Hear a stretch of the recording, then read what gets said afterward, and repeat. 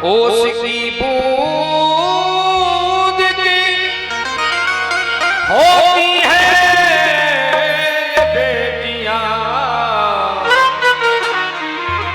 और माँ बाप की दुलारी होती है ये बेटियां। लेकिन जानते हो बेटा एक कुल को ही उतारता है मगर दो दो कुल को उतारती हैं ये बेटियां। बेटी अपना भाग्य लेकर के आती है।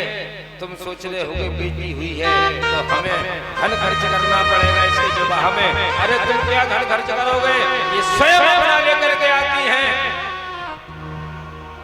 जानते हो दुनिया में बहुत से दान हैं, वस्त्रों का दान, फलों का दान, धन का दान, अन्न का दान, लेकिन इन दानों के ऊपर एक सर्वोपरि दान है। कौन सा है वो? कन्या।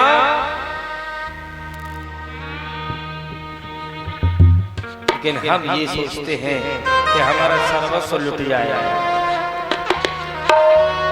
नौ कन्या हुई, नौ कन्या होते ही करदम जी ने कहा भैया अब हम जा रहे हैं भगवान का भजन करने। देवहूति ने हाथ पकड़ लिया, महाराज ये नौ कन्याएं हुई हैं, ये तो अपने घर चली जाएंगी है कितना। लेकिन हमें तो एक बेटा की इच्छा है, एक बेटा हमें दे दो। समय आने पर करदम जी ने देवहूति की इच्छा को स्वीकार किया। इनके यहाँ भगवान के रूप में स्वयं इनके तपोबल से एक पुत्र हुआ जिसका नाम था कपिल देव। ये स्वयं भगवान के अवतार बन करके आए हैं। बोलिए कपिल देव भगवान की।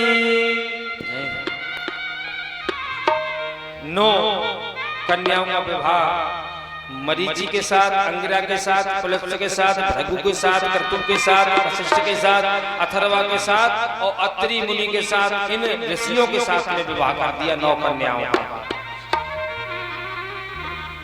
और स्वयं करदम जी चले गए भगवान का भजन करने।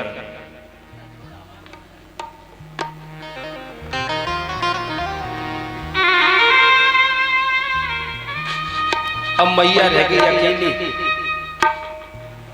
अब वो इसका मन नहीं लगता है, विचलित रहती है, सोचती है मेरे पति चले गए भगवान का तप करने के लिए, मैं किनके सहारे रहूं? बेटा ही तो है ना, बेटा के सहारे है। एक दिन बेटा से आकर के बोली बेटा मेरा मन नहीं लगता है। तो स्वयं भगवान है ना, तो भगवान धर्म का उपदेश करने लगे। सुनो क्या उपदेश किया।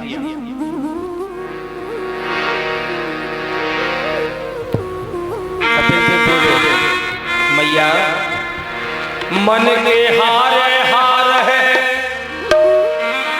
ए मैया, और मन के जीत जीत। मन के हारे हार है और मन के जीते जीत, और मन ही मिलावे राम सो मन ही करे फजीत। मन संसार में लग जाए तो नरकों की यात्रा कराएगी, और मन भगवान में लग जाए तो भगवान के धाम की यात्रा कराएगी। ये तो मन की बात है, तुम मन को कहाँ लगा रहे हो? हमारा मन संसार में है तो भगवान में नहीं लगेगा, और जिसका मन एक बार भगवान के चरणों में लग गया उसका मन संसार में नहीं लगेगा। इस मन को बताया बकरा। क्या बताया? मन को बकरा। मन की गग है अटपटी और इसे झटपट लगे कोई, और जो जाकू झटपट लिखे तो चटपट दर्शन हो। ए मैया अपने मन को भगवान के चरणों में लगाओ, इस संसार में लगाने से कुछ नहीं मिलेगा। हे माँ, एक बहुत सुंदर अच्छी कथा सुनाई, बहुत सुंदर अच्छी कथा सुनाई। कौन सी? एक राजा था,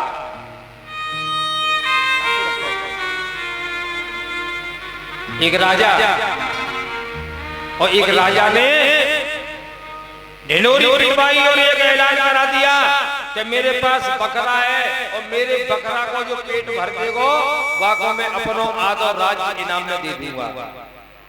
प्रेम से बोलो राधे राधे, जोर से बोलो कन्हैया से राधे राधे। क्या कही राजा ने कि मेरे बकरे का जो पेट भर देगा मैं उसको आधा राज इनाम में दे दूंगा।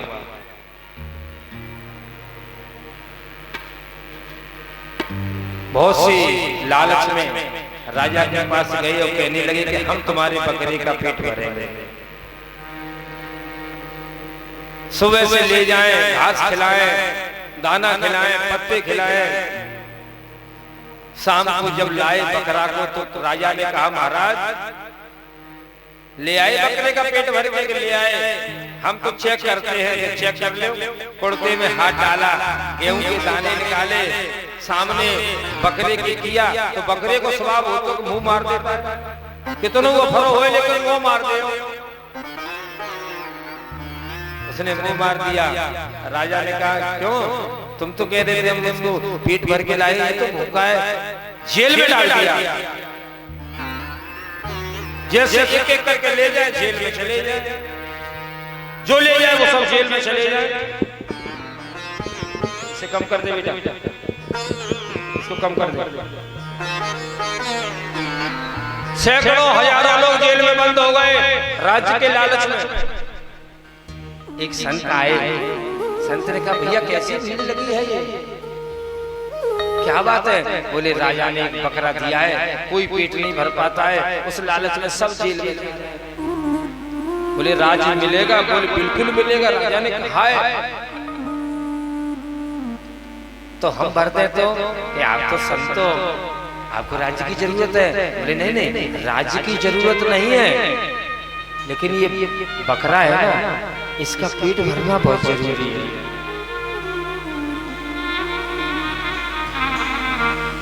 संत गए दरबार में, राजा की कचहरी लगी है और कचहरी में जाकर के कहा है भगवान हम भी आपके बकरे का पेट भरना चाहते हैं। राजा ने कहा कि तुम संत हो, नियम सब पे लागू बराबर होंगे, अगर आपने पेट नहीं भर पाया तो जेल के दर्शन आपको भी करने पड़ेंगे। बोले हमें मंजूर है। वो संत उस बकरे को ले जाता है। कोरारा के सभी भाई बंधु जरा ध्यान से कथा सुनना। बकरे को ले जाता है वो संत, और सबसे पहले बकरा को जंगल में ले जाके माने कुछ खिलाया पिलाया नहीं, अभी कुछ नहीं खिलाया, एक पत्ती तक मुंह में नहीं गई। सबसे पहले उस संत ने क्या किया, सबसे पहले तो नींव पे से माने ऐसी ने पतरी लफलफी संती काटी, संटी काट के घास की तरफ ले गया। जैसे ही उसको तो रोज की आदत पड़ी ना खाने की, बकरा को घास खाने को जैसे मुंह किया, बस संत ने संटी झाड़ी, पैर में, मुंह में, कान में, नाक में, आंख में, पीठ पे, आगे पीछे घुड़ के फेंक दिया। बकरा सोचने लगा आज चक्कर का पड़ेगा, आज तो टावर ही उल्टे आए। अरे घास ही तो खा रहे, कुछ और थोड़ी खा रहे।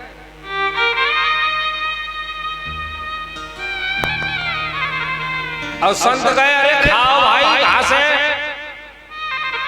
अब बकरा घास खाएगा? नहीं खाएगा। संत ने कहा ये घास बिल्कुल नहीं खाएगा, चलो आगे चलते हैं। सामने ले गया, पीपल के पत्ते, आम के पत्ते, बरगद के पत्ते तोड़े, संत ने डाले। बकरा सोचने लगा घास ही तो नहीं खान दे रहा है, पत्ते तो खान देगा। जैसे पत्ते खाने को बकरे ने मुंह किया, संत ने इतनी संटी बजाई वो घेर के फेंक दिया, सूझ गया। बकरा सोचने लगा कि आज प्राण नहीं बचेंगे, आज ये संत कहाँ मिला है, तो कसाई मिला है। जो खाए कथा कहाँ तक बढ़ाए, आप समझ लो कोरारा वाले बड़े विद्वान हो,